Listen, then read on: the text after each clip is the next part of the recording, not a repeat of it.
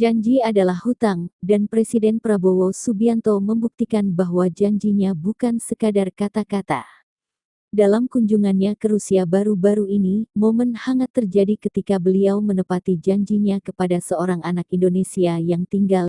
Beberapa waktu lalu, dalam sebuah kesempatan, seorang anak Indonesia di Rusia sempat meminta hadiah sederhana, sebuah set Lego.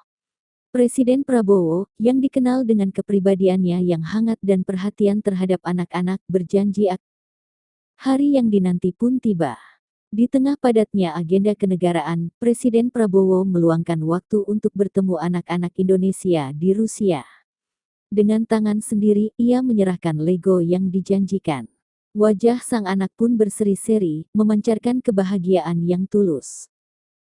Aksi kecil namun penuh makna ini menuai pujian dari netizen. Banyak yang menilai bahwa Prabowo menunjukkan sisi kemanusiaan seorang pemimpin, tidak melulu soal politik dan protokol, tapi juga tentang kepedulian terhadap rakyat, sekecil apapun permintaan mereka.